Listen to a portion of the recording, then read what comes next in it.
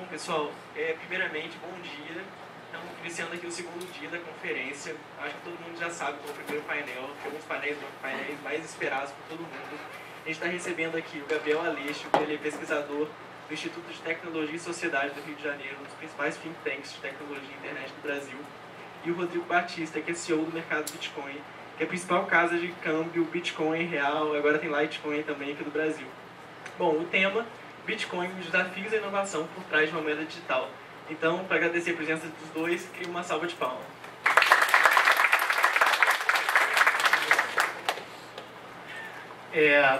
Acho que antes de mais nada, eu queria agradecer muito a presença de todos aqui. A gente não está pessoas 9h30 da manhã de um sábado para falar de uma coisa que conjuga tudo que o cidadão médio não gosta, né? Liberalismo, computação, criptografia. Acho que pelo menos quanto ao liberalismo a gente está tranquilo aqui. Como o Gabriel apresentou, eu sou Gabriel Aleixo, então me conhece como Aleixo. Sou pesquisador do ITS aqui do Rio e a gente é um think tank. Qual que é o trabalho lá do nosso instituto? A gente visa... A gente tenta antecipar tendências tecnológicas e fazer pesquisas e divulgação para que essas tecnologias sejam utilizadas da melhor maneira possível. Então, não por acaso, eu estou muito envolvido com a pesquisa na área do Bitcoin e também de educação digital lá no ITS. Começando um pouquinho, só dando um panorama geral, como a gente sabe que o público aqui é bem diverso, a gente vai tentar cobrir um espectro muito amplo aqui de interesse. Então, quem nunca ouviu falar de Bitcoin vai ver como é uma transação, vai saber. O Rodrigo também vai explicar o trabalho dele com o Bitcoin, que já vem sendo feito há cerca de um ano. E a gente vai entrar, eu vou tentar pelo menos explicar um pouco do lado técnico, para quem já conhece, para quem já tem Bitcoins ou coisa parecida, conseguir também ter um conhecimento novo a respeito disso. Primeira coisa, o que é o Bitcoin? Vou ler no slide. É um sistema inteiramente descentralizado e universal que integra a geração das moedas digitais, os bitcoins, e a troca dessas unidades de valor por meio de aplicativos que a gente chama de carteiras. Então, de cara, o que isso quer dizer? O Bitcoin, ele é ao mesmo tempo, por analogia com o sistema financeiro de hoje, ele é banco central e ele é sistema de pagamento. E por que ele é descentralizado? Porque ele não depende, como a gente vai explicar aqui, de nenhuma unidade centralizada, Quem que gera o dinheiro, as moedas que a gente chama de moedas fiat que a gente usa no mundo, quem que controla o crédito, os meios de pagamento, como quem estudou economia sabe muito bem, acho que é o caso da maioria aqui, geralmente você descobre essa vocação para ser liberal estudando economia. Qual que é o ponto disso? Como isso é gerido no mundo normal, no mundo fora do Bitcoin, como eu costumo brincar? São bancos centrais. E no caso do Bitcoin, é tudo digital. Então, o software que controla a taxa com que vão ser produzidas as moedas, a quantidade de moedas que vão ser geradas ao longo do tempo, todo esse procedimento. E também o sistema de pagamentos que já é integrado no sistema. Então, basta você fazer o download, que a gente chama de carteira, é uma aplicação. Existem diferentes aplicativos, você pode ter carteiras que funcionam no Windows, no Mac, no Linux, diferentes sistemas. Você tem carteiras para Android, para iPhone ainda é um problema, A Apple às vezes não gosta de tecnologias que não foi ela que inventou, mas o pessoal já está resolvendo esse problema criando um sistema de carteiras em HTML5 que vai ser universal. Toda uma introdução um pouco técnica, falando um pouco do panorama geral, vou resgatar brevemente a história do Bitcoin para depois passar para o próximo slide mostrando para vocês o que é uma transação de Bitcoin, porque eu sempre costumo brincar, e é verdade, eu conheci o Bitcoin em 2009, eu poderia estar rico, porque quem acompanha a cotação subiu astronomicamente lá no começo, só que eu vi alguma coisa na Wikipedia, eu achei legal, mas não entendi, eu entendi de maneira completamente equivocada. Eu fui entender e estudar o Bitcoin a fundo. Quem conhece o Jeffrey Tucker, um americano, autor, libertário, um dos maiores difusores dessa filosofia, eu fui conhecer de tanto que ele postava sobre Bitcoin no Facebook dele a partir de abril do ano passado. E desde então eu fiquei fissurado com esse tema. A ideia de você fazer um sistema, uma moeda que te permita transações anônimas e que seja independente de entidades políticas ou de entidades centralizadas, ela remete a coisa de 1985. Né? Em 1985 você já tem manifestos de criptógrafos, né? A galera grassroots aí da criptografia, que são conhecidos como cypherpunks. Eles já tinham objetivo, já tinham intenção ali manifesta, de alguma maneira, de criar esse sistema. Os caras viam um potencial absurdo na criptografia, na tecnologia por trás da criptografia, para você criar sistemas, e a moeda digital é apenas um deles, para que você fugisse de regulações, de censura por parte de governos, todo esse tipo de coisa. Em 1998, um cara chamado criptógrafo, então é um pseudônimo, um cara chamado Wei Dai, ele publicou um texto, né, que é propondo a ideia de um dinheiro digital que seria o B-Money. E o B-Money, ele era muito parecido com o que é o Bitcoin hoje, só que ele não tinha uma implementação prática que resolvesse o problema clássico que o Bitcoin resolveu, né, porque na economia digital é aquilo, né, você contorna muitos problemas da escassez. Eu copio e colo um arquivo, eu mando para quantas pessoas eu quiser, né, não existe escassez no mundo digital. Então, qual era o principal problema que durou 20 anos e que só o criador do Bitcoin conseguiu resolver? Como que você transmite informações, digitalmente, que elas são únicas no tempo e no espaço e que não conseguem, né, como a gente vai ver aqui, o Bitcoin que eu mando para o Rodrigo, eu não vou conseguir mandar o mesmo Bitcoin para a Helena. Então, é justamente esse o ponto, né, que conseguiu ser resolvido. Por que eu estou contando essa breve historinha antes de entrar para a parte prática? Porque o Bitcoin ele foi lançado como um paper acadêmico, olha que coisa curiosa, numa lista de e-mails sobre criptografia em 2008, e alguns meses depois, em janeiro de 2009, ele lançou o software na forma de um código aberto. Né? Então, qualquer pessoa poderia ir lá e revisar o código, ver o que esse sistema está fazendo. Ele está roubando aqui as bitcoins que eu estou gerando, ou é um sistema robusto, é um sistema que funciona. A única maneira de uma pessoa que lança anonimamente, ele usou um pseudônimo japonês, né, Satoshi Nakamoto, mas muito provavelmente ele não é japonês, é apenas o uso de um pseudônimo. A Newsweek botou um cara lá que não tinha nada a ver com a história e falou que era o Satoshi. A única maneira dele ganhar credibilidade era publicando a coisa com código aberto. Está aqui tudo que o aplicativo faz, é isso. Né? E muitas pessoas, né, até pessoas que já estudam Bitcoin há muito tempo, uma coisa que eu gosto de ressaltar, elas meio que acreditam puramente nos fatos conforme eles foram transmitidos pelo criador. E eu acho isso uma certa ingenuidade, porque a gente está falando de uma moeda criptográfica, foi criada por um criptógrafo. Então a gente nunca deve confiar em criptógrafos. O cara está sempre tentando omitir informações, esse tipo de coisa. Por que eu estou falando isso? Muita gente, esse cara é um gênio. Ele publicou a teoria dele em 2008, 4 meses depois ele chegou com um software que em 5 anos, né, que hoje tem um valuation de 6 bilhões, né, o conjunto de bitcoins, todo o conjunto hoje vale 6 bilhões de dólares, o negócio nunca teve uma falha grave, né, o cara é um gênio. Certamente não, lembre-se de que eu falei, essa ideia já surgiu lá em 85, já tinha gente propondo algo parecido em 1998, e a única coisa que o Satoshi fez foi pegar essas ideias que já estavam soltas, esse espírito aí de se criar mecanismos que propiciassem liberdade de entidades centrais a partir da criptografia, e ele criou uma moeda. Assim, sinceramente, eu não sei porque que ele criou uma moeda, porque como a gente vai ver aqui no final, o problema computacional que ele resolve pode ter diferentes implicações. Né? Gabriel, essa semana foram divulgados alguns textos, porque o pessoal está louco ainda procurando quem que é o criador. Né? E essa semana foram encontrados, na verdade, alguns textos de 1999, em que o estilo e as ideias são muito parecidas e também publicadas de forma anônima e em fóruns de discussão de criptografia, em que as ideias são muito semelhantes às ideias do Satoshi Nakamoto. Então já estão especulando, e a gente já tinha, o pessoal que é de tecnologia sabia que uma pessoa sozinha provavelmente demoraria no mínimo 3 anos para conseguir desenvolver esse software.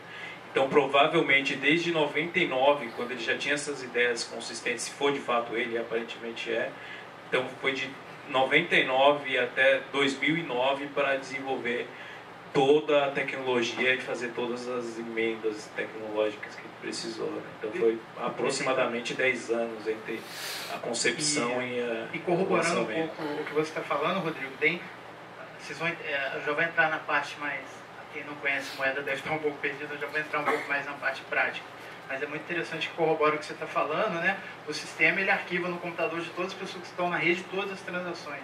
Então, do ponto de vista computacional, você só tem HD para caber isso tudo, processamento, a partir ali das pessoas estimadas de 2008, 2009. Então, provavelmente, esse criador talvez pudesse estar com essa ideia cozinhando ali, ele fala, um dia isso vai ser possível, né? Pela, que chama lá a lei de Moore de processamento, né? Que dobra mais ou menos a cada 2 anos, a capacidade também de armazenamento, isso faz uma diferença grande.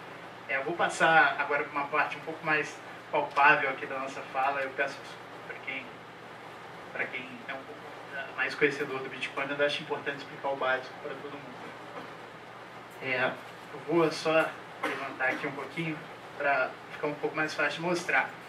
Eu vou explicar o que é o Bitcoin, porque falando um pouco da minha experiência própria, eu acho que a maneira mais fácil é você ver o que é e depois entender o que está por trás, né? Porque se eu ficar descentralizado, é uma moeda digital, mas o que é isso, né? Então você vê primeiro e entender depois, como a gente vai fazer aqui, eu acho bem mais fácil.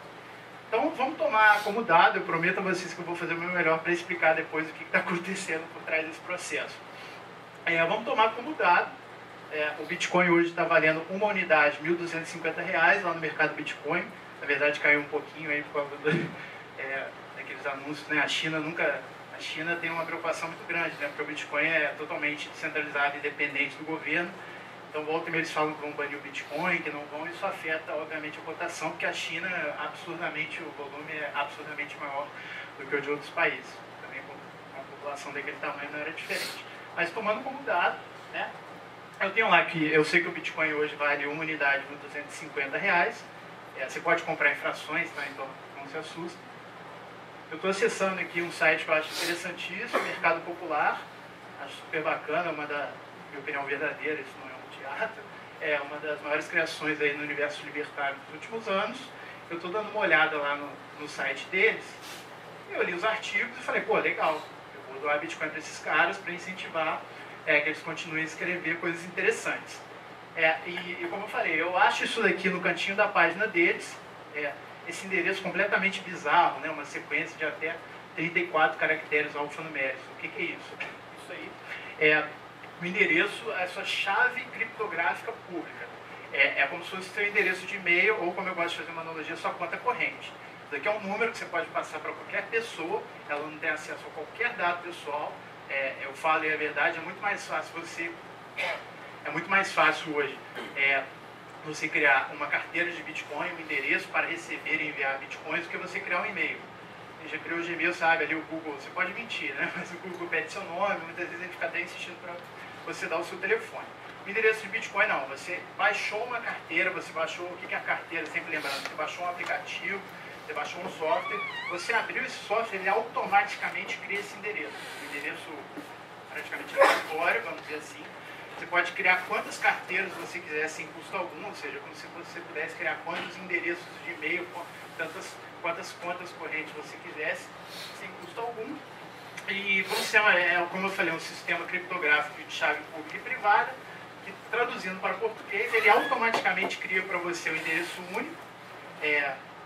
O número de carteiras de Bitcoin, só para dar uma dimensão, ele é maior do que o número, né? Ele é maior do que o número de grãos de areia no universo elevado ao quadrado, né? Então acho que é bastante carteira, é praticamente impossível você criar um endereço igual de outra pessoa para poder gastar os Bitcoins dela. Então isso é um caráter robusto aí no sistema.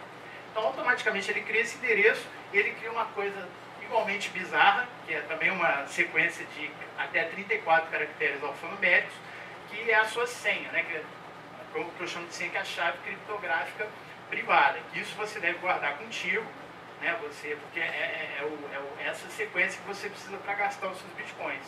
Mas se vocês fiquem malucos, eu vou mostrar aqui, o software faz tudo automático. Então você não precisa decorar esse número inteiro, não é nada disso. Você coloca uma senha que seja um pouco mais mnemônica. Claro que se você tem lá o equivalente a $100 mil em Bitcoin, eu sugiro que você bote uma senha bem robusta. Muita gente ficou rica aí com as altas de abril e de novembro do ano passado.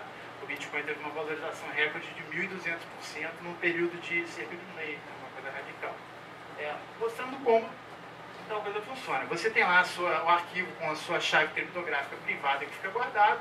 Você botou a sua senha, né, que a gente chama de criptografar a carteira. Você pegar esse arquivo e botar uma senha que você consiga. Não vai botar seu nome 123, que não é muito seguro. Mas é muito melhor do que você ter que decorar uma coisa como isso daqui. É basicamente o que eu Queria mostrar isso. Aí mostrando... claro. Uma coisa interessante é que, por exemplo, se alguém tem um celular que tenha bitcoins agora, por exemplo, você consegue apontar o celular para cá e já fazer uma doação, por exemplo, para esse pro mercado popular nesse endereço. Então, esse é uma aplicação que já está começando a ser mais usada, e quem percebeu ela, na verdade, foi engraçado. Foi um menino que, num jogo universitário nos Estados Unidos, levantou uma placa com escrito "Mamãe, me mande bitcoins". E aí isso foi divulgado para o mundo inteiro, e as pessoas viam na TV e fotografavam e mandavam bitcoins para ele. Ele ganhou aí aproximadamente, acho que 40 ou 50 mil dólares. Foram, até onde eu cheguei, eram 25 mil dólares. Isso foi feito no Reddit, né, que é a comunidade do nerds do mundo inteiro, e onde não por acaso o Bitcoin é super popular, né? Exatamente. Então, aí tem aplicações práticas que, por exemplo, você pode ter um produto, hoje que a TV é integrada à internet, por exemplo, uma emissora pode exibir um produto, para cada TV ela mostra um código diferente, você compra, a TV já sabe quem é você e já, por exemplo, entrega esse produto ou serviço na sua casa. Então, começam a surgir já aplicações desse tipo de funcionalidade. Aconteceu, falando brevemente, uma coisa parecida, né? A gente fala uma brincadeira, o cara levantar, mas isso aconteceu na Ucrânia também, tinha alguns protestantes que lá estavam com problema, né, de congelamento de ativos, né, não conseguia sacar todo o dinheiro que tinha. Aí o cara levantava uma placa, nós cortamos a liberdade da Ucrânia, 2 bitcoins, né? Até muita gente aqui no Brasil que doou. Aí mostrando como que é uma transação na prática. Eu tenho aqui a minha carteira de bitcoins. Como eu sou comunista, eu uso Linux, tá? Só que não, tô brincando. Usem software livre, por questões de segurança, sempre bom. Eu tenho essa carteira multibit, inclusive eu recomendo para todos os níveis aí de quem é muito noob ou quem já mexe um pouquinho. Acho uma carteira super interessante, que ela você baixou, você já consegue usar sem muita dificuldade. Então, qual que é o formato aqui? Eu estou vendo um site, eu vejo esse endereço, e é legal essa carteira que você pode tanto copiar e colar o endereço aqui, quanto você pode arrastar o QR Code do seu mouse e colocar ele ali. Então é super prático. Então o que eu fiz? Eu quero fazer uma doação para o mercado popular, inclusive mostrando que nem todo mundo que mexe com Bitcoin é rico. Eu estou aqui com 25 cents na minha carteira, né? Nadinho doa em Bitcoins para mim. Eu vou botar o endereço, botei o endereço, já coloquei a quantia que eu quero doar, 004 Bitcoins. Eu vou fazer a confirmação do meu pagamento, vou clicar ali em enviar, aparece essa tela, dá para ver o tamanho da minha senha. Eu já tive mais do que 25 cents nessa carteira. Vou ter uma senha bizarra. Está aqui o endereço para onde eu quero enviar. Eu vou clicar só em enviar. Reparem que aqui, desculpa, eu fui meio idiota nessa transação. Eu paguei uma taxa de zero, eu paguei 20% de taxa, né? Mas essa taxa é uma taxa fixa. E o que acontece? Você pode fazer uma transação da ordem de $1.000 pagando 10 centavos de taxa para ela ser rapidamente processada pela rede. Se você quiser, você nem precisa pagar a taxa. A única diferença é que sua transação pode levar até 24 horas para ser processada. Em média, ela vai levar cerca de 1 hora, só que é uma questão estatística, probabilística, que eu vou comentar um pouco mais à frente. Então é isso. Eu gosto de comentar também de um fator épico, né, na história da economia de Bitcoin, que foi uma transação no valor de $12 milhões, foi feita sem pagar nenhuma taxa, né? E outra tecnologia te permite fazer uma transferência do Japão para os Estados Unidos de $12 milhões sem pagar um centavo de taxa. O cara era muito muquirana para não pagar uma taxa para o primeiro. Pronto. Eu estou vendo aqui, o pessoal do mercado popular não ficar triste, eu fiz uma doação um pouco maior antes, tá? Isso aqui foi só para demonstrar. E aqui fica o histórico de todas essas transações que eu fiz, né? Fica obviamente em verde onde eu recebi e vermelho onde eu gastei. Então com isso já dá para vocês terem pelo menos uma visualização do que a gente está falando. Agora explicando, né, esse processo, como funciona isso, né? Em primeiro lugar, por que isso funciona, né? Isso eu acho fascinante. O Bitcoin, ele é uma rede. Por que a gente fala que é uma rede descentralizada? É porque, diferente do primeiro exemplo, onde você tem todos os pontos passando por um ponto centralizado, um nó centralizado da rede, o Bitcoin ele é todo descentralizado. Eles são computadores ligados, sem uma ordem específica, né? Acho que fica um pouco mais claro pelo exemplo que eu trouxe para demonstrar. Quando você manda uma mensagem para alguém no Facebook, você não está mandando a mensagem para a pessoa. Você está mandando a mensagem para o Facebook manda para a pessoa. No Bitcoin é diferente. No Bitcoin, agora sim, todas as informações que você está transmitindo para a rede, elas são automaticamente transferidas para todos os computadores da rede. O que isso quer dizer? Que é uma forma interessante de mostrar o exemplo. Quando você envia o Bitcoin para uma pessoa, é uma coisa interessante de se comentar, você não está mandando um arquivo, né? Esse arquivo contém os meus Bitcoins, eu estou mandando para ele. Você não está fazendo isso. O que o Bitcoin o que o Bitcoin faz nada mais é do que ele tem um registro público, como se fosse um balanço de pagamentos, de quantas pessoas têm cada quantidade de Bitcoins. Então, por exemplo, tem um balanço lá, Rodrigo tem 20, Aleixo tem 5. Então, quando eu mando um Bitcoin para o Rodrigo, o que ele faz? Ele manda a informação para a rede de que está saindo um Bitcoin da minha carteira e está indo um para a carteira do Rodrigo.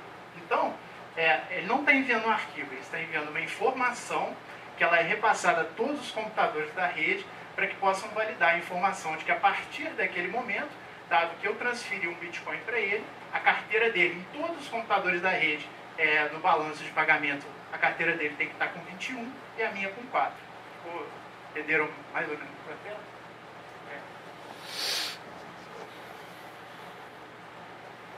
Então é mais ou menos esse exemplo clássico, né? Em criptografia todos os exemplos são com Alice e Bob. No Bitcoin não é diferente. Isso aqui é uma coisa interessante de mostrar, porque eu peguei mais ou menos o processo no meio. Então você tem, como eles chamam em inglês, né, esse balanço, esse livro Razão Ser é tipo Ledger. Tá vendo que aqui 20 Alice, 15 Bob, 20 Alice, 15 Bob, aqui está 25 e 10. Por quê? Porque a informação ainda está chegando. Vocês conseguiram visualizar? É exatamente aquele processo que eu falei, totalmente descentralizado, você tem os computadores conectados, não é uma rede assim, 1, 2, 3, é totalmente sem um padrão específico, e ele está fazendo o broadcast dessas informações. Então, transferência de bitcoins nada mais é do que você mandar uma informação que vai ser atualizada em todos os computadores da rede que fazem parte do Bitcoin.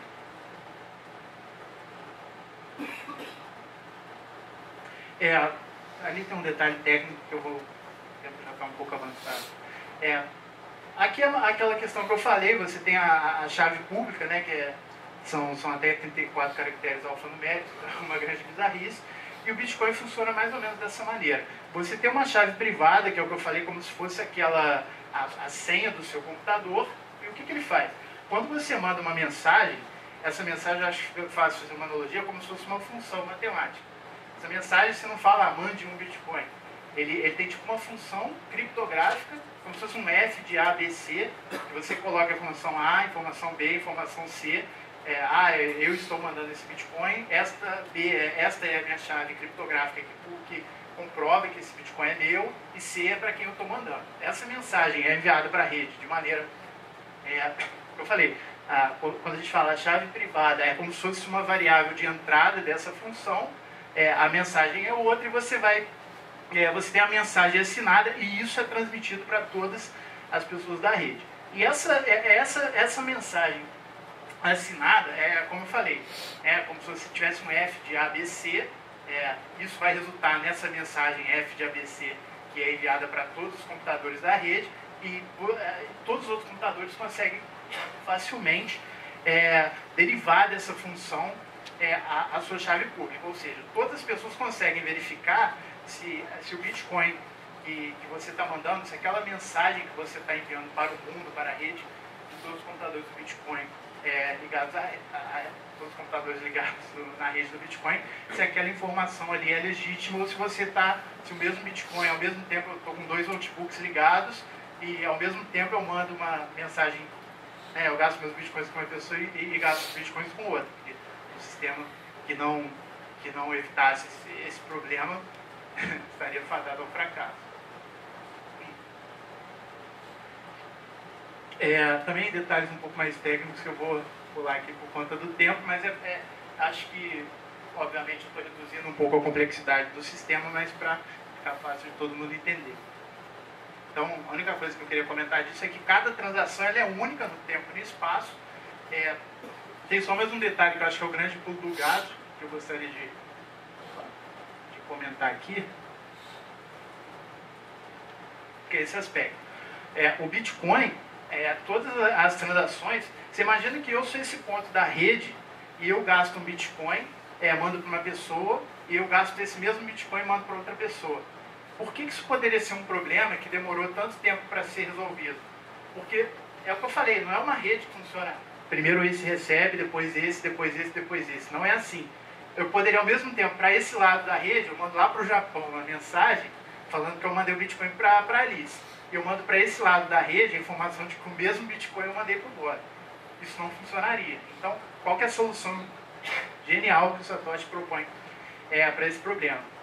Ele vai encadear as transações em blocos, né? Uma analogia que não é 100% acurada, mas eu acho que facilita a visualização.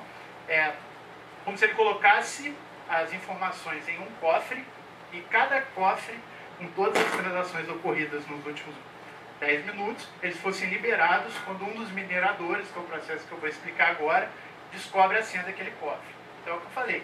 Por que cada transação leva 10 minutos para ser em média 10 minutos, para ser verificada por um minerador da rede?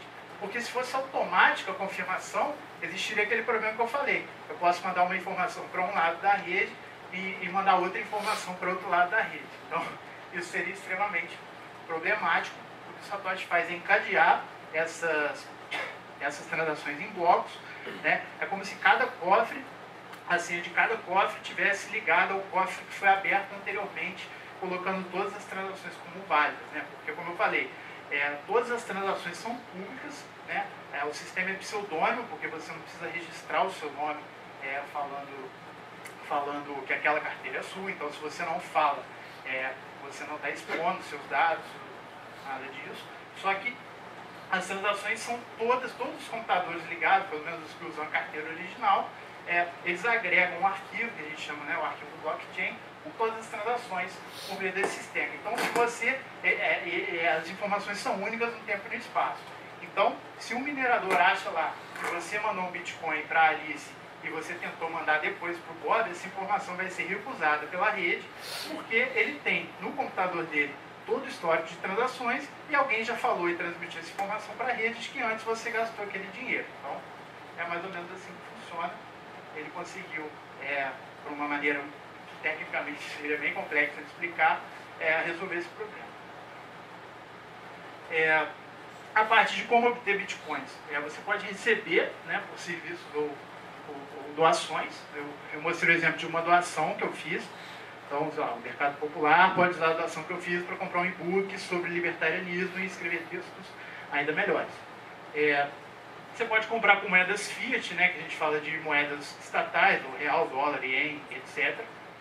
Não vou falar muito disso porque acho que o Rodrigo é a pessoa ideal para comentar isso. E você pode minerar, que é nada mais do que você ligar seu computador ou suas máquinas dedicadas à rede e ajudar a validar essas transações. Rapidamente, aqui antes de passar a palavra ao Rodrigo, eu queria explicar um pouquinho do processo de mineração. Minerar bitcoins nada mais do que você ligar. Eu não vou entrar muito nos detalhes técnicos, se alguém tiver curiosidade a gente pode conversar depois ou com o livro deve fazer pergunta, mas a mineração, ela nada mais do que você ligar um computador, sei lá, seu notebook, ou hoje uma máquina dedicada, porque é cada vez mais difícil se minerar bitcoins lá com um notebook da sua casa, e você ajudar a rede com processamento, né? Porque, como eu falei, como não tem um órgão centralizado, todas as pessoas do mundo inteiro que querem ligam computadores à rede, contribuem com o processamento, eles estão fazendo cálculos matemáticos que ajudam a validar as transações para garantir que elas são válidas, e na direta proporção em que ele contribui com o processamento, ele é remunerado em bitcoins, né? É uma coisa probabilística, né? Por conta dos cálculos matemáticos que são feitos ali atrás. Não é que se eu contribuo com 10, o cara contribui com 5, ele vai ganhar o dobro de mim. Não é necessariamente assim. Porque é uma questão probabilística, mas tende a ser assim. Quanto mais poder de processamento você adiciona à rede, mais bitcoins você tende a ganhar. Eu acho interessante ponderar eu acho interessante ponderar 3 pontos muito interessantes da mineração.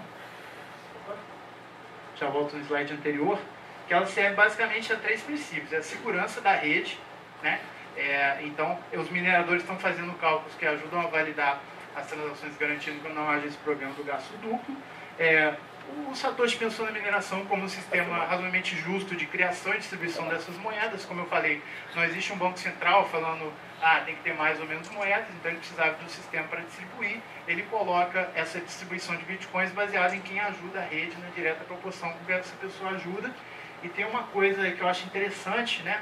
Eu falei do Satoshi Nakamoto, é um pseudônimo, né? Mas ele não é um cara que sumiu no mundo, até sumiu em 2010, mas por 2 anos, durante 2009 e 2010, ele ficou ativamente postando no fórum oficial do Bitcoin, o Bitcoin Talk, falando várias coisas, né? Deixou mais de 4.000 mensagens. Então, quem quiser pode acessar a página do Nakamoto Institute, do pessoal do Mises Circle lá da Universidade de Texas, vendo todas as postagens que ele colocou, e-mails, etc. Comentando isso porque numa dessas mensagens ele vem com uma solução que eu acho particularmente interessante. A gente sabe que o valor é uma variável subjetiva, ainda mais num evento como esse. O Bitcoin vale quantas pessoas veem de valor naquele sistema, mas lá no Day Zero, que eu falo lá no comecinho, o Satoshi tem uma ideia que é mais ou menos assim: a gente nunca não existiu o mercado Bitcoin, não existiu uma bolsa, então como é que eu vou atribuir valor para isso? O Satoshi simplesmente vira e fala: é razoável, né, do alto da sua genialidade e humildade, ele falou: é razoável a gente estabelecer como um piso teórico, vamos dizer assim, para o valor do Bitcoin, o quanto ele custou para ser gerado. Então vamos supor, lá no começo, em 2009, era muito fácil. Para gerar 1.000 bitcoins ali ao longo de algumas semanas, eu gastei $10 com energia e com depreciação da minha máquina. Então automaticamente está estabelecido um referencial mínimo ali de cotação do Bitcoin. Se o cara gastou $10 para produzir esses 1.000 bitcoins, por uma definição econômica, é sinal de que ele vê pelo menos aquilo ali de valor naqueles bitcoins. Só ilustrando aqui, antes de passar a palavra ao Rodrigo, isso é a mineração lá no começo, em 2009, com notebook, você conseguia gerar vários e vários bitcoins. Depois, ao longo do tempo, surgiram esses Antminers aí, essas plaquinhas USB mineradoras. Isso, por muito tempo, gerou bastante bitcoins. E porque a dificuldade da mineração é uma coisa que eu pulei aqui que eu acho importante falar rapidamente. As características do Bitcoin: ele é um recurso escasso no tempo, então ao longo da história só vão existir 21 milhões de Bitcoins. Daqui a cerca de 8 anos, ali é o formato da oferta de Bitcoins. A oferta, vocês podem ver que ela é mais ou menos, ela é praticamente estável, ela é dada. Você vai ter 21 milhões de Bitcoins ao longo da história. Daqui a uns 8, 9 anos a gente vai ter lá mais de 90% dos Bitcoins minerados, por conta da forma do gráfico. A liberação de Bitcoin, como eu falei, ela é feita a cada 10 minutos. Então, em 2009, eram liberados 50 Bitcoins a cada 10 minutos. E a cada 4 anos essa razão é dividida por 2. Então hoje a gente está em 25 bitcoins liberados a cada 10 minutos. Daqui a 2 anos vão ser 12,5 bitcoins liberados a cada 10 minutos e assim sucessivamente. Então, como eu expliquei, como o Bitcoin é uma remuneração dos mineradores, essa dificuldade de mineração ela tem que ser ajustada. O que eu quero dizer com isso? Quanto mais gente está minerando Bitcoin, mais difícil é para você ganhar aqueles Bitcoins. Porque isso garante a sustentabilidade da oferta monetária ali, por meio dessa equação de que a cada 10 minutos tem que ser liberada uma quantidade específica de Bitcoin. Então isso tem exatamente a ver com o processo que eu estava mostrando aqui. Quanto disso, lá no começo era muito fácil, porque tinha pouca gente minerando, então com equipamento muito simples você conseguia gerar muitas Bitcoins. Quanto mais gente está minerando, né, mais segurança a rede tem, mais gente validando, mais poder de processamento validando as transações você tem, só que vai ficando mais difícil para o minerador. Então a galera começou a investir loucamente em equipamento. Olha aquela loucura ali. Isso já, não diria que é pouco, mas já não é suficiente para você gerar tantos bitcoins como era antigamente.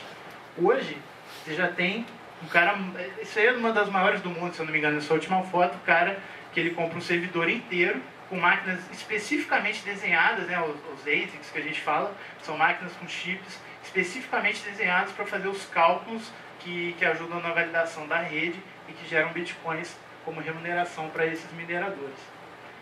Eu vou deixar essa parte, já falei demais, vou deixar essa parte da importância do Bitcoin um pouco mais para a gente discutir na parte das perguntas. Vou passar a palavra agora ao Rodrigo.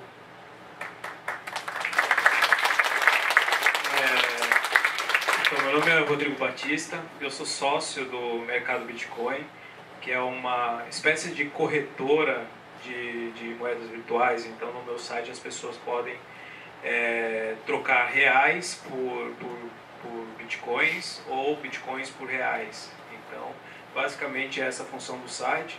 Hoje a gente está ampliando o portfólio de produtos, a gente está virando uma empresa de moedas virtuais de uma forma mais amplamente falando. Eu sou formado em computação pela Escola Técnica Federal em São Paulo, sou formado em administração de empresas pela USP e engenharia financeira pela USP também. Eu na verdade não criei o site, eu comprei o site em 2013 e aí depois como investidor, e depois no fim do ano passado, no começo desse, eu comecei a me dedicar somente a ele. E hoje a gente já é a maior empresa de bitcoins da América Latina. Espero que em breve seja uma das maiores do mundo aí. E basicamente é isso. Continuando o gancho que o Gabriel, que o Aleixo, né, que como vocês o conhecem, que o Aleixo passou aqui, o Bitcoin é de fato, na minha opinião, a maior experiência econômica aí, desde o euro e a integração das economias em blocos. Ele é de fato uma experiência econômica muito relevante, porque ele basicamente acaba com os conceitos que a gente aprende nos livros textos em economia do que é moeda e como funciona uma moeda. Então, na verdade, ele não acaba, ele questiona esses conceitos, se esses questionamentos vão levar a um novo conceito de moeda, eu acho que ainda é muito cedo para a gente saber. Ele é muito relevante também em questões tecnológicas. Isso que o Gabriel explicou, quando você estuda computação e sabe o que está sendo implementado ali, é talvez a tecnologia e a inovação tecnológica mais importante aí desde o começo desse século. Então, nos últimos 15 anos aí não tem nada mais importante que tenha sido criado. É tão relevante ou mais relevante que a criação do e-mail, ou tão relevante ou mais relevante aí que a criação do Google. Em termos de computação é isso, e até de técnicas de computação, porque a base que o Satoshi Nakamoto criou, resolvendo esse problema de você poder transferir um ativo via internet, isso resolve um monte de outros problemas que eu vou falar rapidamente aqui. Então ele cria uma nova tecnologia, um jeito novo de pensar tecnologia, e obviamente isso, se esse experimento econômico e tecnológico de fato avançar, a gente vai ter muitas empresas novas surgindo, vai ter muitos empreendedores criando coisas novas, vão ter muitas soluções e coisas que a gente sequer consegue pensar ainda. A gente já está pensando em coisas, tanto eu quanto os meus pares aqui no Brasil e no exterior, mas a gente sabe que é como se a gente estivesse na internet em 92, 93 ali, e a gente só sabe do potencial, mas não sabe nem direito o que fazer com todo esse potencial. Hoje, na prática, vendo como um negócio, quem está usando Bitcoin como uma forma de pagamento? Primeiro, peço desculpa para vocês, porque meus slides foram feitos em Linux, e como o computador aqui é o Unix, mesmo tendo uma parte de conversão, não funcionou. E aí eu vou lendo aqui e vou falando para vocês. Uma indústria que está enxergando no Bitcoin um grande potencial é a indústria de videogames, basicamente porque ela já é uma indústria que tem trabalhado com moedas virtuais já faz algum tempo. Então, se você pegar a Sony, por exemplo, com o PlayStation, eles já têm uma moeda lá que você compra um cartãozinho, dá lá para o seu filho joga e consegue trocar por bens dentro do jogo, e esses bens eles têm um valor real dentro do jogo, na economia daquele jogo. Só explicando para o pessoal que vocês estão vendo ali, o coinmap.org, que é um site que mostra todos os estabelecimentos do mundo que aceitam bitcoins. Já são mais de 4.000, 60 apenas ainda no Brasil, acho que tem muito a crescer. Exato, mas a gente começou o ano com cerca de 5, 10, então tá crescendo muito rápido, e a minha empresa vai lançar um produto para facilitar isso aí muito em breve, para facilitar comerciantes a aceitarem bitcoins. além da indústria de videogames, dado que o Aleixo falou aqui, que a gente tem uma característica no Bitcoin, que é o fato de ele ser quase anônimo, vamos dizer assim, pseudônimo. Você faz transações internacionais muito rápidas, você faz transações pela internet muito rápido e com custo quase zero. Uma indústria óbvia que está se aproveitando muito disso é a indústria de entretenimento adulto, tanto pornografia quanto jogos. Tem gente dentro da própria economia do Bitcoin que acha isso um demérito.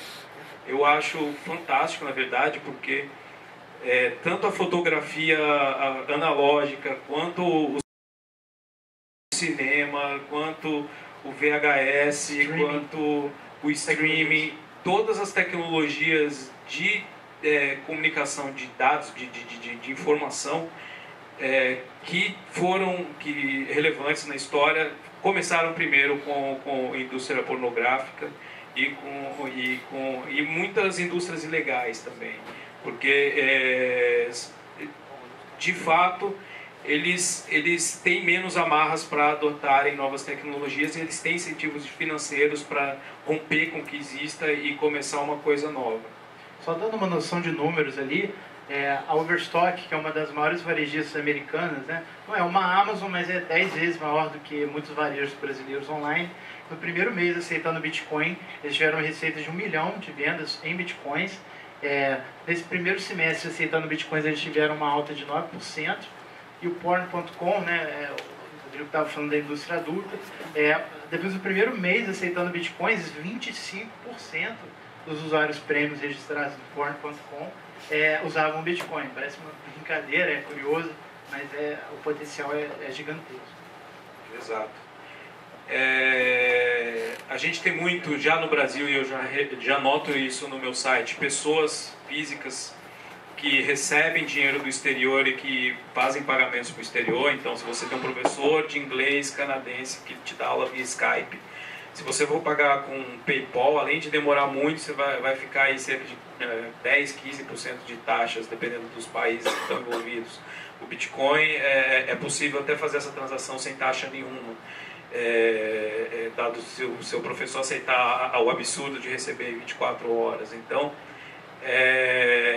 isso já é um caso também que está começando a ser muito utilizado, e eu já tenho empresas que procuram a gente para saber como eles fazem isso para transferir dinheiro entre escritórios da mesma empresa, só que isso tem questões legais, questões contábeis envolvidas, porque pelas leis nacionais você precisa normalmente passar por um banco central para registrar a saída de dinheiro do seu país. E aí a gente tem aí, começa a ter, não problemas, mas começa a ter enfrentamentos legais mais ou menos semelhantes, na verdade numa proporção maior do que aconteceu com a indústria do MP3 e com a indústria de mídia digital. Outro caso que está começando também a ter relevância são as empresas editoriais. Então aqui no Brasil a gente fez um piloto que teve repercussão global, que foi com a revista Super Interessante, da editora Abril. Ela foi a primeira no mundo a aceitar Bitcoin. E por que uma revista aceitar Bitcoin faz sentido? Porque você consegue fazer pagamentos muito pequenos, de R$1, 50 centavos, meio centavo de real, porque dado que ele é um bem digital, ele é infinitamente divisível. Então o que acontece é que um blogueiro, por exemplo, pode pedir doações ou pode pedir um pagamento de 1 centavo para alguém ler aquela matéria dele, aquele trabalho que ele fez.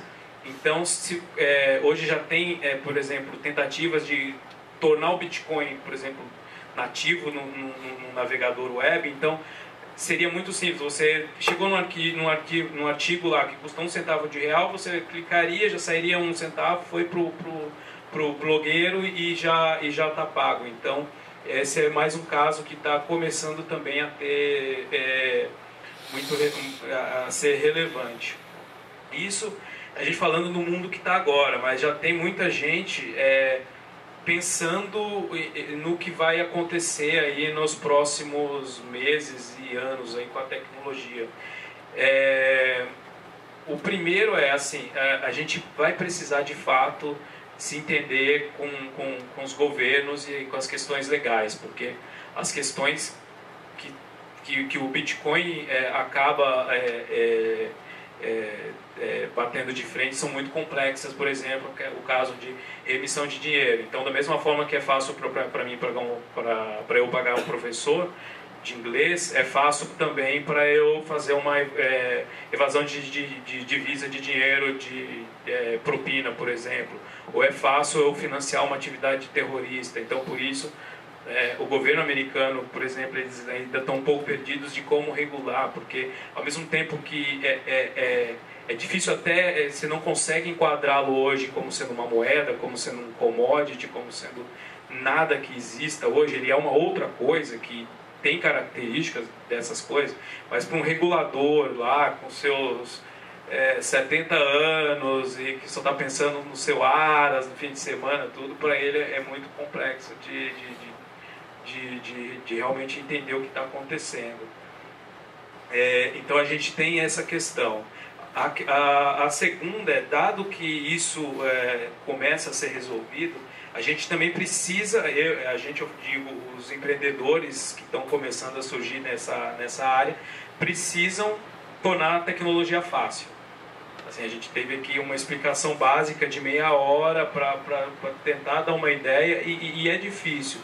Na verdade, o que eu entendo que é como sucesso, que a gente teve sucesso com a tecnologia e que ela está sendo usada em massa, o dia que a gente não precisar explicá-la do mesmo jeito que a Visa não precisa explicar como funciona a tecnologia dela de cartão de crédito. Então, eu espero daqui, sei lá, 2, 3, 4 anos, quando eu estiver falando de moedas digitais, as pessoas simplesmente têm como dado e não querem saber o que é um minerador, não querem saber o que é um hash, não querem saber o que é criptografia. Eu acho que a gente vai ter alcançado sucesso quando isso acontecer. Assim como as pessoas não precisam saber o que é o SMTP, que é o protocolo de envios de e-mail. Então, o e-mail é uma coisa que a gente sabe que usa e que funciona, e a gente simplesmente, a maioria das pessoas usa. Eu acho que a nossa função como empreendedor de moeda digital é chegar nesse ponto também. E aí a gente vai ter adoção em massa, vai ter pessoas transacionando o tempo inteiro,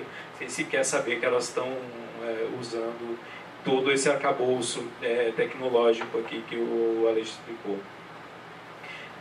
Como eu falei para vocês, o Bitcoin ele tem uma solução técnica que é como esses dados são armazenados, como essas transações são armazenadas.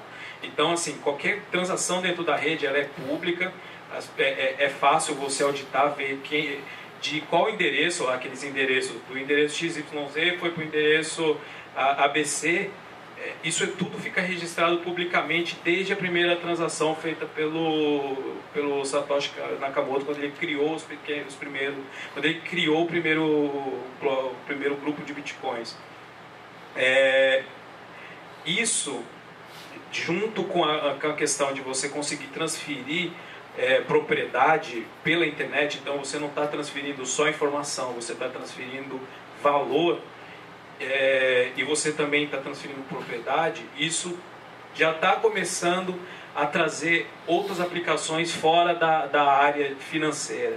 Então, uma delas por exemplo, você consegue ter um cartório dentro dessa tecnologia. Então, assim como uma transação em Bitcoin é uma transferência de dinheiro, você pode transferir lá dentro, você pode transferir um imóvel.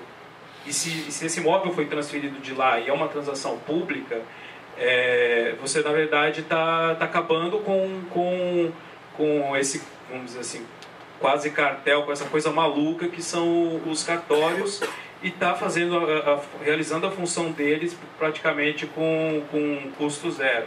Obviamente, vai ser daí, essa tecnologia já existe, já tem pessoas usando. Você consegue fazer a mesma coisa com ações, por exemplo. Também já existem empresas listadas dessa forma em bolsas, criadas dessa forma, mas ainda são bolsas, por exemplo, de tecnologia, principalmente de empresas de Bitcoin e tal. Mas você consegue fazer esse tipo de transferência de propriedade a custo quase zero e distribuído. Então, você não consegue, um governo, por exemplo, não consegue desligar. Outra forma, por exemplo, dado que você tem um incentivo financeiro você tem um incentivo financeiro que é ganhar novos bitcoins, ganhar bitcoins para validar as transações da rede Bitcoin, tem uma outra rede que é meio que baseada e até conectada ao Bitcoin, que a gente chama de Namecoin, que além dessa função de transferência de dinheiro, ele tem uma função que é de manter a própria internet funcionando.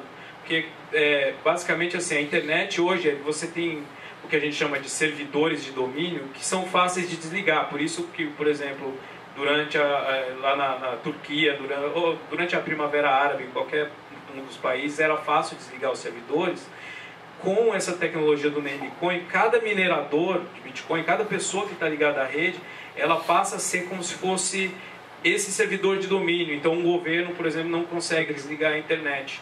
Então, você consegue distribuir a própria tecnologia de internet nos computadores que estão executando ela. É como se cada computador, então, começasse a ser uma internet em si, uma rede em si. O sistema da Namecoin, acho que vale até mencionar, porque é muito interessante. Como eu expliquei, a coisa do broadcast, né? Quando você faz uma transação de Bitcoin, você está fazendo um broadcast. Só que no caso do Bitcoin, como é uma moeda, o centro ali daquele broadcast, qual a informação que está sendo transmitida? É o 02, é o 1, é o 5 Bitcoin que eu estou mandando para ele. No caso da Namecoin, você pode, como se fosse assim, por isso que chama Name, você pode batizar cada 001 Namecoin, cada moeda dessa, com o nome que você quiser. Então, futuramente, é claro que eu vou falar uma coisa irrealista, mas futuramente, se a gente quiser substituir esse sistema de urna eletrônica meio questionável que a gente tem por um sistema com a Namecoin, eu poderia batizar minha moeda de Dilma, não, sei lá, também qual candidato que eu vou botar, também não sei, enfim, eu boto lá Juliano Torres, eu faço o broadcast dessa informação para toda a rede, eu tenho um sistema que te permite votações eleitorais. A coisa do domínio que ele falou é porque hoje todos os domínios dependem de uma única organização dos Estados Unidos chamada ICANN, né? Então se a ICANN, eu registro um domínio lá xingando a ICANN.com, eles podem censurar o que eu estou fazendo. No caso da Namecoin, se você batiza a sua informação no formato D/Aleixo, é sempre isso. O que acontece? Você registra D/Aleixo, automaticamente está registrado para mim o domínio .bit. Todo top level domain .bit ele é registrado por meio da Namecoin. Foi a primeira aplicação fora de moeda que foi criada, porque é aquela coisa que eu falei da informação ser única no tempo e no espaço. Ela é organizada, todas as transações estão dentro do computador na ordem certinha. Então, se eu registrei o aleixo.bit ao batizar a minha Namecoin de D/Aleixo, ninguém pode fazer isso depois. Você só consegue ter esse domínio aleixo.bit se eu transferir esse 001 Namecoin para você. Só não explicando tecnicamente, mas só para vocês verem como é fascinante o potencial de coisas que podem ser feitas utilizando o mesmo conceito de blockchain, essa coisa de você encadear as transações de modo que elas sejam únicas no tempo e no espaço, estejam interconectadas. Isso pode servir não só para transferir valores em si, mas uma infinidade de coisas. Todas as relações estabelecidas digitalmente hoje, por meio da própria tecnologia do Bitcoin, elas podem ser descentralizadas. E aí, o que a gente tenta, de fato, é a criação. Hoje, se você faz ciência da computação, você estuda que a internet, aí você divide ela em 4 camadas. Então, são as camadas de processamento de dados, o que a gente vê que é o HTML, lá ele roda numa camada chamada de aplicação. O que a gente está vendo, e que já tem gente que já está aceitando, cientistas da computação que estão aceitando, é que moeda digital, e a primeira foi o Bitcoin, elas são de fato uma nova camada na internet. Então as 4 primeiras servem para transmitir informação, vídeo, dados, e-mail, tudo. E a gente está criando uma outra camada, que é uma camada para transferir valores, para transferir valor, e esse valor pode ser um registro de domínio, pode ser pode ser um valor monetário, pode ser uma ação, pode ser qualquer coisa. E aí a gente já tem, estendendo um pouco mais isso, por exemplo, uma aplicação prática que está começando, já existe os softwares para fazer isso, é que você pode, por exemplo, você que tem um disco na sua casa que tem muito, sei lá, tem 1 terabyte sobrando, você pode vender isso para uma outra pessoa e essa pessoa armazena, vamos supor que eu tenho 10 terabytes em vídeo que eu preciso armazenar e eu não tenho espaço, eu pago em bitcoins para a rede e esse arquivo ele é quebrado, criptografado, distribuído, então as pessoas que recebem ele armazenam ele, mas não sabem o que tem dentro. E isso utiliza também a mesma tecnologia. Então a gente está começando a distribuir qualquer tipo de processamento e qualquer tipo de sistema. E aí, assim, uma aplicação, na verdade, foi eu bebendo com alguns pares, a gente pensou a respeito, e que é bem factível, na verdade, é que, por exemplo, o Google, eles já têm um carro que se autodirige, então o carro e já funciona razoavelmente bem lá em alguns lugares do Vale do Silício. Então você não precisa dirigir o carro e o carro se conduz sozinho utilizando o GPS e mais uma série de outras tecnologias. O que é possível fazer por exemplo, eu não preciso ter esse carro e o carro fica numa garagem e eu mando para ele lá meio Bitcoin, por exemplo. O carro sabe que foi eu que mandei, então ele vai para minha casa e me busca, né? E aí leva para onde eu falar, e isso tudo acontece sem interagir com nenhum humano. Beleza, então eu interagi com o carro sem interagir com nenhuma pessoa. Mas esse carro, por exemplo, na volta para a garagem, a hora que ele estiver dirigindo para a garagem sozinho, ele pode perceber que está acabando a gasolina. Então o que ele faz? Ele vai para um posto de gasolina em que ele tem algum tipo, uma espécie de robô, por exemplo, que abasteça ele, e ele paga com esses bitcoins que ele já tem na carteira dele, ele paga para o robô e vai para a garagem, por exemplo.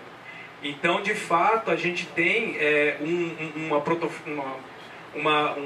protocolo para máquinas se comunicarem e transmitirem valor entre elas. Então, o Bitcoin não é só sobre a relação da gente pagando outras pessoas. Ele traz também para a mesa a possibilidade de máquinas transacionarem entre elas. Então, e aí isso também vai ter aplicações para o bem e para o mal, porque da mesma forma que você pode fazer isso, você pode, por exemplo, pagar um drone para se jogar na cabeça de alguém. Então, você começa a pirar e a ter outras questões também entrando na jogada.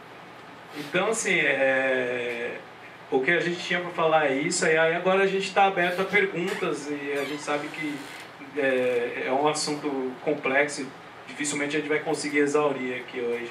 Eu queria só fazer um preâmbulo breve aqui para as perguntas, eu prometo que eu vou gastar menos de um minuto, para já deixar claro que a gente está aberto a perguntas polêmicas aí também, que eu acho que é sempre importante. Melhores, né? A gente fez um evento no instituto que eu trabalho, ITS, sobre Bitcoin, uma das perguntas mais interessantes, até um amigo meu, Gustavo, né, ele perguntou, não, legal, né, acho que agora todo mundo diz, pô, legal a tecnologia, não sei o quê, mas a gente tem o dólar, o euro, funcionaram razoavelmente bem, né, até aqui, por que o Bitcoin?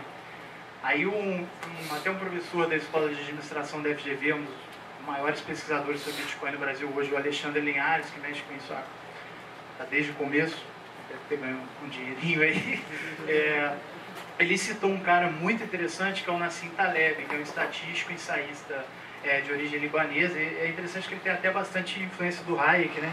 Foi onde tudo começou para mim lá, lendo a desestatização do dinheiro, etc. Que é um livro chamado Antifrágil, né? E ele, vou resumir aqui para não gastar mais o tempo, ele basicamente fala que existem sistemas frágeis e sistemas antifrágeis. E ele coloca de maneira muito interessante que o que é um sistema antifrágil? É mais ou menos como seus ossos, seus músculos, que quando estressados eles ficam mais fortes. E eu acho que é muito o caso do Bitcoin comparado ao sistema financeiro hoje. Né? Quando quebra um Lehman Brothers, né, todo mundo vai a reboque. Né? Porque o sistema, a coisa do interbancário, aquela questão toda, você tem todas as instituições coordenadas, tudo muito centralizado. Então, é um castelo de cartas. Né? Você caiu uma carta, todas as outras vão em seguida. Enquanto que o Bitcoin, e pode meio que parecer uma opinião viesada minha, mas os fatos demonstram isso, que ele é um sistema antifrágil. O que isso quer dizer? É como se o Bitcoin fosse uma caixa aqui dentro, repleta de vidro, escrito me chute, né? Tente fazer tudo comigo.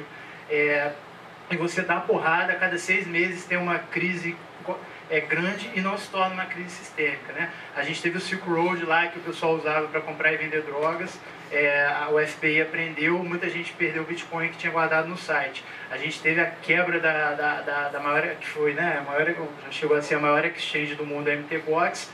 O que aconteceu com a cotação quando acontece um desastre desse? A cotação cai 10% num dia, dali uma semana já está de volta no mesmo patamar. O que isso quer dizer sobre o sistema?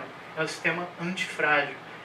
Quando você tem ali a MTGOX quebrou, todo mundo que tinha dinheiro ali dentro meio que se deu mal. Mas os outros sistemas não são impactados. Então, é uma coisa muito interessante. Na verdade, até são, porque hoje, por exemplo, a exigência de governança e de claridade, como fala em português, de transparência, exato, para empresas como a minha é maior. Então, o risco de acontecer de novo acaba sendo menor, diferente do Lehman Brothers. Exatamente. Eu fui um pouco otimista. O Rodrigo que trabalha com isso ponderou muito bem aqui a questão. Mas acho que é exatamente isso, né? Assim, mesmo um cara mais otimista com o sistema financeiro hoje, acho que o Bitcoin tem muita coisa para ensinar, né? Como foi o objetivo do Satoshi Nakamoto na primeira vez que ele falou. Ele não era tipo um anarquista radical, era um libertário com as suas moderações, que ele simplesmente, como ele mesmo disse, eu quero fazer um dinheiro que seja menos suscetível à influência política, né? E que seja um espaço maior de liberdade no aspecto financeiro e monetário que a gente perde cada vez mais. Perguntas? Uma pergunta rápida e uma um pouco mais complexa. Que não ficou muito claro essa coisa. Para quem vai aquela taxa? Essa é a primeira pergunta. Você pode responder. Para facilitar. Então, basicamente, vai para o bloco ou vai para alguma lugar? A gente vai esclarecer isso aqui, o Rodrigo vai falar. Eu só peço desculpa, a mineração é um processo complexo e o tempo aqui não deu para explicar com detalhes. A gente você pode pegar uma taxa para acelerar, quem vai? Ele vai explicar. Claro. Sim, basicamente o que a gente chama de mineração são pessoas que deixam seus computadores ligados para validar as transações da rede, manter a segurança da rede e garantir que ninguém vai gastar o mesmo Bitcoin 2 vezes. Basicamente isso que é mineração. Quando a gente compartilhava MP3 lá atrás, a gente tinha um incentivo econômico para fazer isso, que era pegar MP3 de outras pessoas. Só por isso a gente deixava nosso computador ligado gastando energia. O incentivo econômico para alguém deixar o computador ligado para manter a rede Bitcoin em pé são 2. Novos Bitcoins que são criados na rede, aquela taxa pré-definida que hoje é 25 Bitcoins a cada 10 minutos, que o Aleixo falou. E o outro incentivo são essas taxas de transação que vão para o primeiro minerador que valida as transações. Bloco de transação, exatamente. Não é porque multiplicado, não é realmente muito complexo. E a outra questão é mais em relação a essa coisa, tentar ali mercado. Eu, quando penso em mercado, eu gosto de pensar na parte mais basilar, que é a barraquinha de cachorro-quente ali na esquina, o cara querendo vender o cachorro-quente dele. É uma coisa que para mim ainda não ficou muito claro, e eu vejo como fosse ainda um ponto fraco do Bitcoin, é como você precificar as coisas. Por exemplo, assim, um ativo, ou seja, um valor que está flutuando muito, não facilita eu definir quanto vale o meu cachorro-quente, e não facilita a pessoa também, ou seja, não ajuda na transação. Então, como que eu poderia falar? É como se fosse assim, você adiciona muita incerteza no meio de uma transação, e as pessoas não gostam de incerteza. Você está basicamente falando que o Bitcoin não... Por enquanto ainda não está no mercado, ainda é um pouco fraco, dificuldade de estabelecer preço. Exatamente, que é uma das funções primordiais da moeda. A moeda facilita uma transação. Aí as pessoas falam assim, não, é muito bom porque ele é deflacionário. Então, poxa, se ele é deflacionário, eu não vou gastar, eu vou esperar o preço cair. Então você não faz a economia geral. O cara não vai vender porque o cara está esperando o Bitcoin valorizar para ele comprar cachorro-quente amanhã. Então essa também é uma coisa assim que eu queria comentar um pouco sobre isso, que é uma coisa que é um sentimento mesmo, uma coisa que me incomoda, que toda vez que eu penso. O Bitcoin é uma tecnologia que tem 5 anos, é uma tecnologia de pagamento, não é uma rede social, por exemplo, para compartilhar foto. E nesses 5 anos, assim, eu acho muito impressionante o ponto em que ele chegou, a ponto de ter governos dos maiores países do mundo estarem discutindo a tecnologia. mas ele está longe de ser uma tecnologia madura. Um dos pontos que indica que ele não é uma tecnologia madura é a extrema volatilidade, que volatilidade é essa variação brusca de preço ou para cima ou para baixo. E a gente só vai alcançar uma volatilidade menor a ponto de você poder precificar um produto em Bitcoin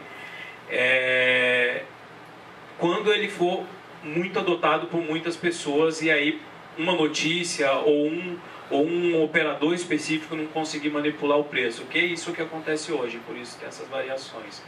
Para tentar corrigir esses dois problemas, que é a baixa adoção e a volatilidade e a alta volatilidade, existem negócios que tentam corrigi-los. O meu, então, por exemplo, o meu, que é uma bolsa em que você possa trocar reais por bitcoins ou bitcoins por reais, na verdade ele é um jeito caro de você corrigir essas distorções, dado que eu cobro uma taxa de 2,5%. Mas o meu negócio ele é necessário porque dificilmente alguém consegue ser pago ou pagar coisas em bitcoins hoje. Então aqueles que estão pagando, os poucos que estão pagando ou recebendo, eles precisam de um canal de saída e esse é o meu site. Então, idealmente eu estou trabalhando para matar esse negócio que eu tenho hoje, porque aí o dia que isso acontecer também é porque a tecnologia já está em um outro patamar. Para corrigir a volatilidade, por exemplo, para comerciantes, existem empresas já, por exemplo, eu tenho uma tecnologia dessa, mas a maior do mundo chama BitPay, que o que esse cara faz? Ele cobra 1% para entregar para o lojista X dólares ou X reais. Então, quem está pagando, paga com bitcoins, mas esse bitcoin vai para o BitPay, o BitPay vende isso numa bolsa e entrega real ou dólar para o lojista. Então, o lojista que está precificando um tênis por 200, 300 reais, ele sabe que vai receber aqueles 200, 300 reais, apesar de quem está pagando com Bitcoin.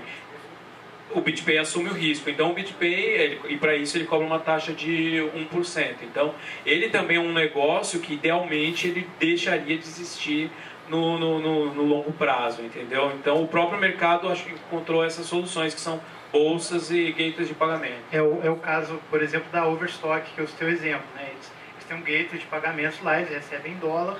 Aí, como é interessante, como o CEO é bem libertário, ele começou a aceitar até um pouco o princípio de marketing também, né, que expõe a marca, ele disse que está até guardando um pouco de bitcoins, ele não está vendendo tudo, sei lá, 5%, 10% ele está guardando, e ele é um investidor pessoalmente, mas hoje a maioria dos negócios aceita trocando em dólar.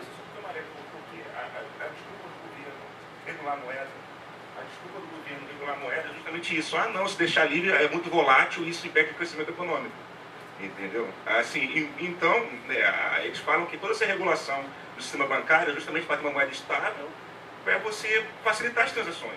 Se isso seria um ponto fraco para um governo querer regular, entre aspas. Mas a gente vê que é mentira, de fato, porque mesmo a inflação do dólar, se você pega o histórico de 50 anos, por exemplo, é bem alta, do real não se fala, mas... Sim. A pergunta que eu quero fazer de um cunho um pouco mais técnico como boa parte das tecnologias que a gente tem hoje em dia, dá para perceber que o ponto mais frágil do Bitcoin seria a autenticação de transação, que seria em base em alguma tecnologia criptográfica de chave pública, como RSA, Diffie-Hellman, algum algoritmo desse tipo. Como é que você falou que o Bitcoin seria uma tecnologia extremamente resiliente a quebras? Como é que você acha que o Bitcoin reagiria à eventualidade da criação de, por exemplo, um computador quântico que pudesse quebrar essas cifras públicas em tempo polinomial? Novamente, eu vou responder as perguntas só antecipando, a gente pode conversar mais sobre o quesito técnico. O Satoshi era um cara absolutamente obcecado por segurança. Na parte computacional, você é de computação? Na parte de computação, o Satoshi ele fazia várias coisas que, do ponto de vista computacional, você fala, esse cara é louco. Ele está gastando 64 bytes, uma coisa que ele poderia fazer com 32. E era tudo para dar mais segurança para a transação. Não vou entrar no mérito, vou mais focar em responder a sua pergunta, mas se você quebra ali um ponto da rede, você não consegue acessar os dados do cara, ele criptografa várias partes do processo até com algoritmos diferentes. Então é interessante. Sobre isso que você falou, o sistema é resiliente a uma disrupção, isso existe em português? uma mudança paradigmática na computação, como a computação quântica, por conta do que eu falei. A cada 2016 blocos minerados, e cada bloco é minerado em média a cada 10 minutos, a dificuldade é reajustada. Então hoje a dificuldade de você minerar bitcoins, ela é reajustada em média a cada 15 dias. Por que eu estou te falando isso? Se surge um computador quântico e quem tem um computador quântico sou eu só vou conseguir minerar 2016 blocos e depois disso a dificuldade vai ser reajustada. Então, se a capacidade de processamento da rede é X e do dia para a noite ela passa a ser 100X, eu só vou conseguir minerar um número muito pequeno de bitcoins até que o cálculo que eu vou fazer passa a ser exponencialmente mais difícil. Você conseguiu entender? A dificuldade, porque qual que é a forma do desafio matemático? Lógico que eu vou botar de maneira muito simplificada, que é uma função criptográfica gigantesca. É como se fosse, você tem que calcular f de AB menor que D. Então, como é um menor que, quanto menor esse D, mais difícil é você minerar. Então, basicamente, esse D ele é reajustado a cada 2016 blocos que são minerados. Hoje isso é em torno de 2 semanas. Só que se o cara inventa um computador quântico, isso ia levar 10 segundos, ele ia minerar todos esses blocos em 10 segundos e automaticamente esse número D de f de AB menor que D seria radicalmente reduzido, fazendo com que a gente voltasse à mesma taxa. Como tem um poder de processamento muito maior, né, você com seu computador quântico passaria igual era antes do computador quântico a conseguir minerar um bloco a cada 10 minutos. O cara foi genial ao propor isso. A questão que eu estava colocando não é bem essa. A questão seria você, por exemplo, a partir do momento que você pode gerar a chave privada, a partir da chave pública, você pode gerar uma transação. O Aleixo me deu, todo mundo aqui nessa sala, todo mundo me deu um Bitcoin, uma fração de Bitcoin. E esse tipo de coisa pode ser difícil de perceber no tempo, porque você não vê um dinheiro enorme subindo, desaparecendo de uma vez. E num momento que muita gente fizesse transações de Bitcoin o tempo inteiro, microtransações distribuídas desse jeito poderiam ser difíceis de perceber. E até um agente mal intencionado que pudesse falsificar esse tipo de transação via quebra de criptografia poderia corromper o sistema. É mais isso mesmo. Desculpa o devaneio, acho que o esclarecimento que eu prestei anteriormente é válido. Eu entendi. Realmente é um problema, não duvido do que você está falando. O Satoshi tem uma quote, né? Tem uma frase interessante sobre isso que ele escreveu no Bitcoin Talk. Aí vai de você acreditar nele ou não, eu não sei. Ele disse que em 20 anos o SHA lá, qual que é o 256 lá não vai... SHA-256 não vai ser quebrado, ele acredita nisso. E é aquela questão, se a gente vê uma coisa tão disruptiva como a computação quântica, eu acho que tudo automaticamente está posto em isso, você não concorda? Tanto não só o Bitcoin, mas como todo o sistema bancário. Então, realmente é um cenário, eu diria, até meio apocalíptico, até difícil a gente pensar, dependendo da forma... sim, o que eu estou te respondendo basicamente é vulnerável a isso.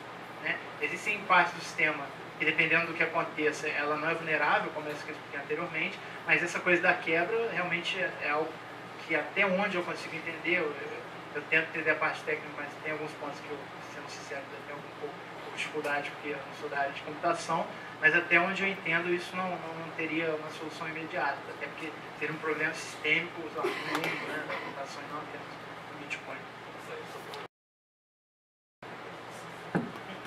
Mais uma lá. O ouro é bem importante também. Concordo. Ele tá faz algum tempo já. Bom, primeiramente, bom dia, parabéns pela palestra. Para quem não estava a par 100% foi ótimo. Minha pergunta já não é técnica, porque não tem nada a ver com TI, então o que me preocupa mais é a parte mais contábil. Eu tenho uma empresa, então isso me interessa. O que eu pergunto é o seguinte, o que eu vejo, o especial, eu acredito que isso vai ficar gigante ao longo dos anos, isso vai crescer, porque... então, obviamente, as falhas técnicas, mas isso não vai melhorar, sou otimista em relação a isso. Mas o que me preocupa é, vocês acham realmente que governos vão abrir mão de tributação de transação, de não conta? Porque o que me preocupa hoje na prática, o que eu vejo a genialidade nesse Bitcoin igual vocês falaram, a descentralização, dificuldade de... Isso não é banco chinês, banco central, banco... Isso aqui é a gente, a pessoa que está querendo fazer a transação. Agora, vocês acham realmente que os governos... Porque isso eu vejo como uma saída de divisas, e de controle dos governos. Então, eu acho que isso, a partir do momento que talvez isso seja aceito, os governos não tem como lutar e tem que aceitar, eu acho que isso vai começar talvez a ser tributado. Transações vão ser tributadas, aí já vai perder o interesse, vai perder a genialidade, porque vai virar uma outra forma de pagamento. Essa é a primeira pergunta. A segunda é da contabilidade. Existe hoje, não sei no Brasil, mas não sei se vocês conhecem, se em algum lugar, existe hoje uma forma de contabilizar isso numa empresa que recebe Bitcoin? Ou é só contabilizado a partir do momento que é feito o câmbio em real ou em dólar? Eu recebo um pagamento de Bitcoin, como eu contabilizo para o meu contador no final do ano, Receita Federal, essas paradas todas, dizer, olha, eu recebi uma quantia da empresa, que nesse momento eu só vejo através de pessoas físicas está funcionando. Sua pergunta é excelente, o Rodrigo vai responder muito melhor do que eu. Só complementando para ele ali que perguntou, uma coisa que eu lembrei também da outra discussão, a coisa que você menciona, da disrupção, da computação quântica, ela pode combinar na coisa do ataque dos 51%. Né? Se o cara domina a maioria simples da rede, ele pode realmente falsificar moedas, vamos dizer assim. Só que o Satoshi também pensou nisso, e que ocorre também por uma analogia, como se fosse um feriado bancário, se acontece o problema disso. Então a rede para. Né? Aconteceu no Litecoin, que é hoje a segunda moeda mais popular, os caras inventaram as mesmas máquinas dedicadas para minerar Bitcoin, surgiram máquinas que eram capazes de minerar o Litecoin, que é um algoritmo diferente, né? O script, lá o script. Então, a partir desse momento, algumas pessoas cogitaram mudar o algoritmo. Né? Então, se acontece uma disrupção como essa, embora eu também ache o ouro extremamente importante como reserva de valor, o Bitcoin, ele foi pensar, as falhas deles foram pensadas, e como ele é um processo aberto, muito ainda pode ser feito se acontecer uma coisa como essa para ele ser corrigido. Então, as transações parariam, se houvesse uma coisa, que eu brinco com essa analogia do feriado bancário, as transações parariam, ia haver quase que uma reunião, né?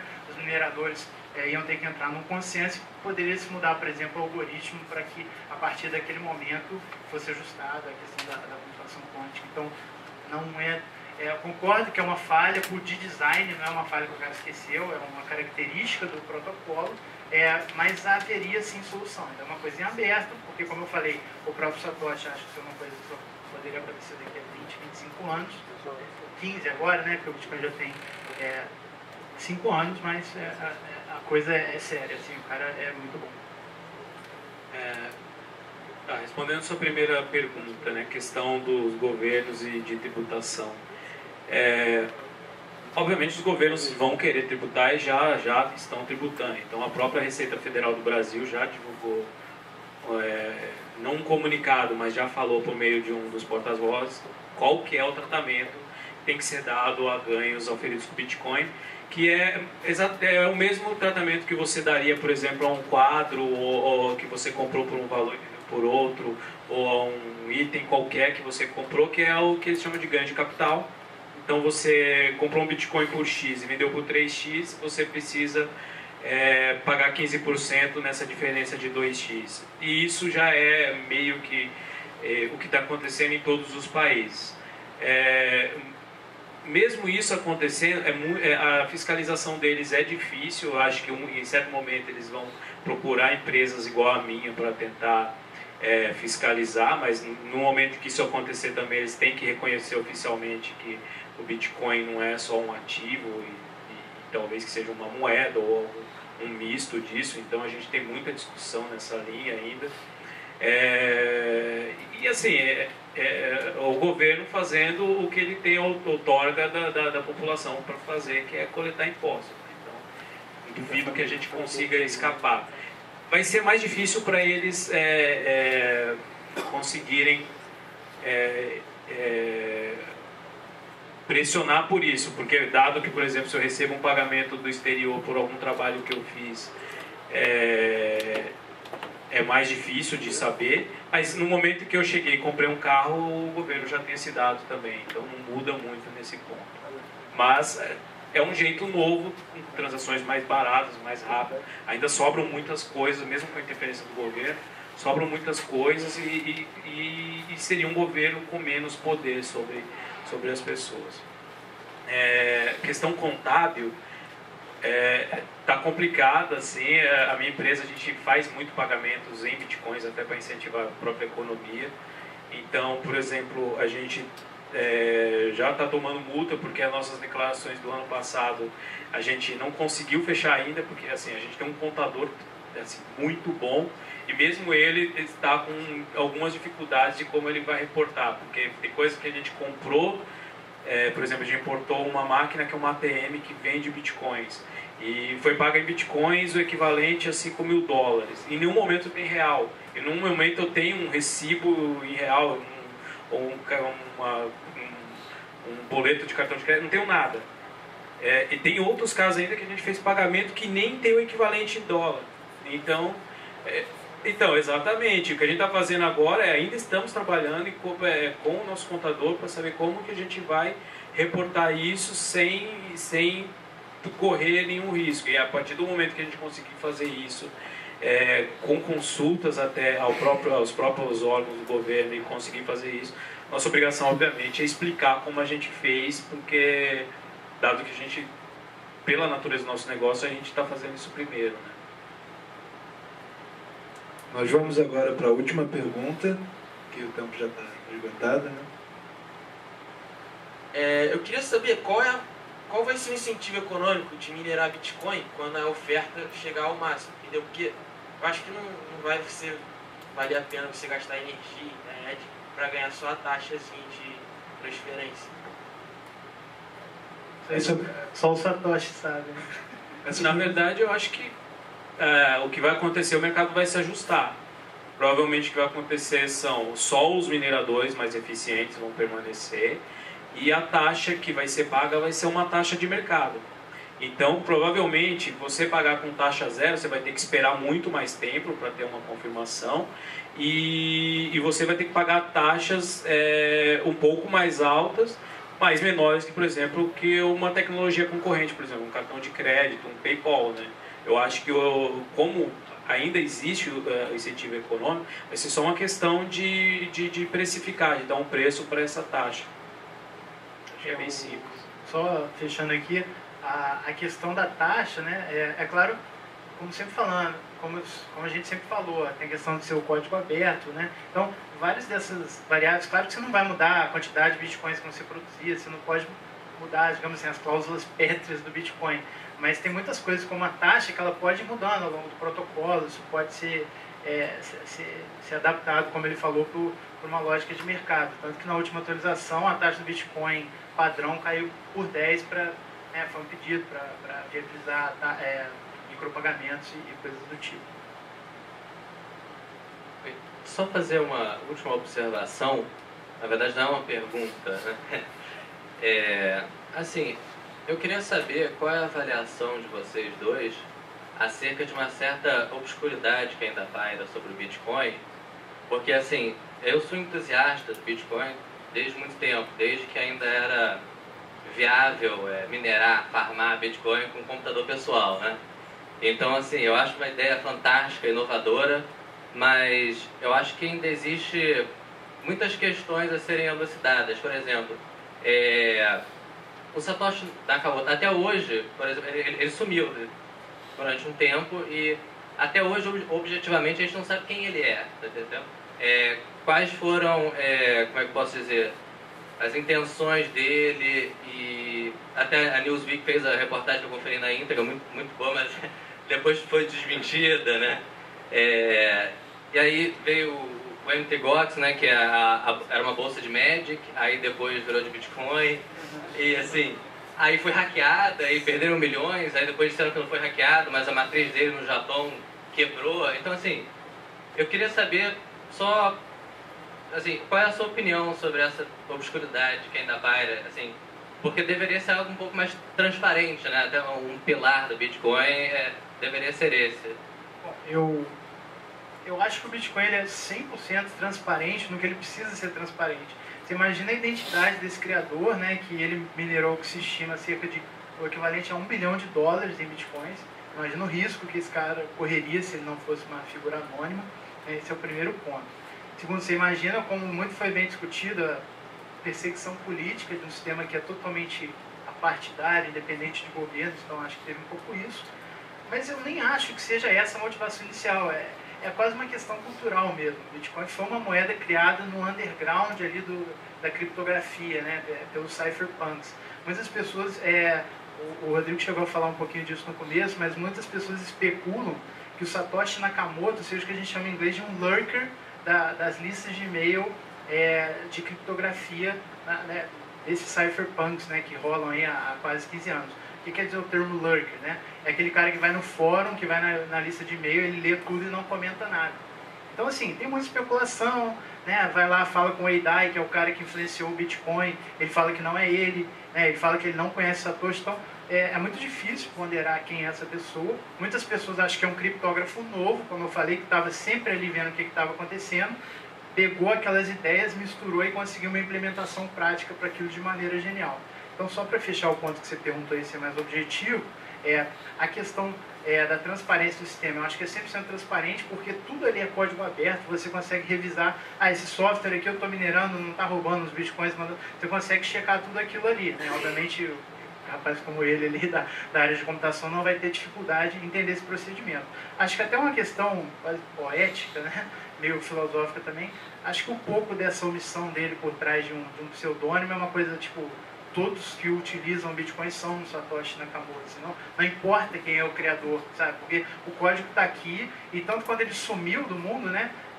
Ele sumiu no dia 12 de dezembro de 2010, foi a última postagem dele no Bitcoin Talk, e uma semana antes ele estava extremamente preocupado porque o Wikileaks estava querendo aceitar doações em Bitcoins. Ele, extremamente perfeccionista, estava preocupado, achava que não era o momento de uma organização tão grande, tão polêmica, aceitar o Bitcoin para transações, e uma semana depois ele sumiu, né? Parece que ele ficou meio preocupado com o crescimento, e ele sempre foi uma pessoa muito moderada, sempre eu te sugiro ir lá nesse site do Nakamoto Institute e dar uma olhada, porque por mais que o cara seja anônimo, ele deixou mais de 4.000 mensagens e e-mails aí ao longo desses 2 anos de atividade dele.